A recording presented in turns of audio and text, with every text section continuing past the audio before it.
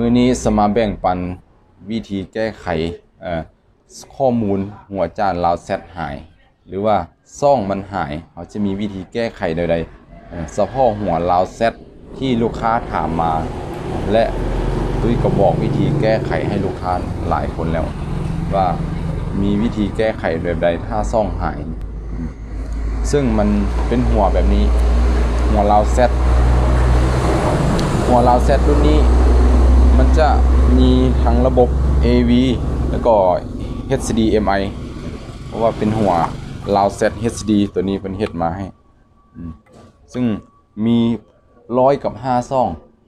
ได้รับชมฟรีหมดทุกซ่องดังนั้นยังมีซ่องลาว7ซ่องไทยครบนอกจากซ่องไทยมีซ่องการ์ตูน3ซ่องแล้วก็มีซ่องที่ประเทศเพื่อนบ้านเฮาเมียนมาหรือกัมพูชาจีนไทยหรือว่าซ่องฝรั่งอีกฉะนั้นเพิ่นเฮ็ดให้เฮามาสมบูรณ์แบบเลยตัวนี้หรือว่าเฮาได้เบิ่งตามความที่เฮาต้องการซึ่งบ่ได้เสียหลายปีบ่ได้เสียหลายเดือนตั้งเท่าเดียวแล้วก็จบเลยจานตัวนี้สามารถซื้อแต่กล่องนี้ไปปรับใส่กับหัวจานส้มจาน PSI จาน InfoSet ได้ซึ่งเฮาไปเปลี่ยนทิศมันจากทิศจานส้มไปทางทิศตะวันตกอันนี้เฮาปิ้นไปทางทิศตะวันออกปิ้นหัว LNB ไปทางเบื้องซ้ายแล้วก็สามารถปรับ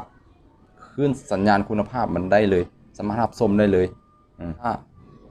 ผู้ใดบ่อยากซื้อเป็นสุดหรือว่าเฮือนของเจ้ามันมีจานดาวเทียมอยู่แล้ว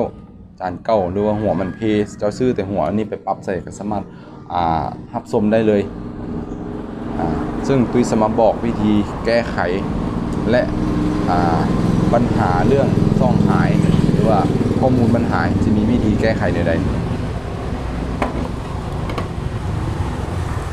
เปิดเครื่องขึ้นมาก่อน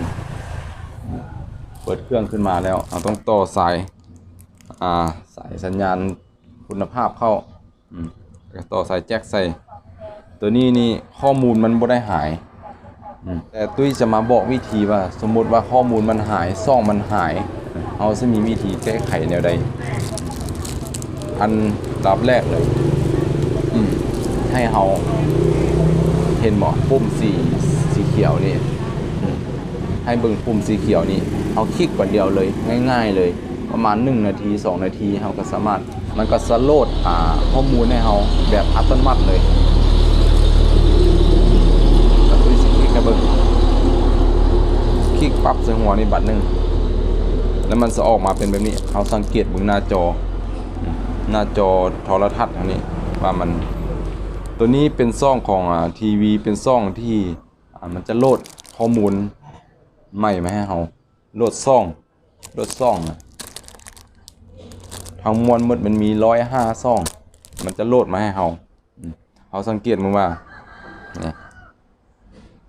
สัญญาณนี่มันขึ้นเท่าใดสัญญาณมันขึ้น70-80อันนี้คุณภาพมันตัวเบิ่งหัวนี่คุณภาพมันขึ้นประมาณ40ปลายหรือว่า40ขึ้นหา50สามารถโหลดได้เมื่อสามารถเบิ่งได้ทุกช่องเลยแต่เราสังเกตว่าความคืบหน้าในการโหลดอัตโนมัตินี่เห็นบ่มันจะขึ้นจาก0ไปหา100ถ้าฮอด100แล้วก็ถือว่าสำเร็จข้อมูลจะกลับมาเหมือนเดิมเลยเราสังเกตเบิ่ง มันโหลดนี่อันนี้ซ่องรายการทีวีมันโหลดได้ไหมให้เราตัวนี้เราเบิ่งแต่ตัวนี้เวลาเราอัปเกรดข้อมูลเวลาเราโหลดข้อมูลเข้ามา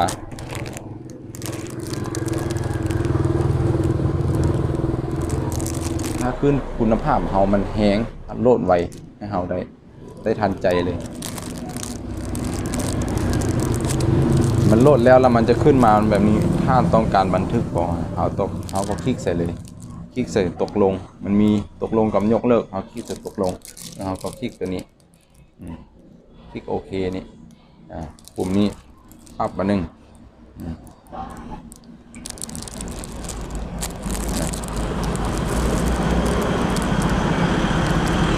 สำนี้เราก็สามารถแก้ไขเรื่องข้อมูลมันหายหรือว่าซ่องมันหายได้แล้วมันจะโหลดให้เราอัตโนมัติเลยอันนี้คือวิธีแก้ไขหวังว่าคลิปนี้จะเป็นประโยชน์ให้กับทุกคน ลองเอาไปแก้ไขลองเอาไปเฮ็ดลองเอาไปปฏิบัติผู้ที่ใช้จานลาวแซดหรือว่าผู้ที่กำลังซอกหาข้อมูลวิธีแก้ไขปัญหาข้อมูลจานลาวแซดมันหายแต่สามารถเอาวิธีตัวนี้ไปแก้ไขปัญหาได้เลยนะถ้าฮู้วิธีนี้แล้วช่วยแบ่งปันช่วยแชร์ให้ทุกคนได้ฮู้วิธีแก้ไขปัญหาและจานดาวเทียมลาวแซดง่ายๆด้วยตัวเองใครที่ซื้อจานดาวเทียมมาแล้วยังขาดสร้างติดตั้งจานดาวเทียมสามารถติดต่อวีได้อยู่ในเบอร์โทรศัพท์ทางรุ่มนี้55153662สามารถติดต่อได้ทุกเวลาเลยหรือว่าใครอยากสนใจในเรื่องปรึกษาหารือว่าเรื่องอยากใช้หัวจานแบบใดมันดีหรือว่าจะใช้ต่อไปแบบใดได้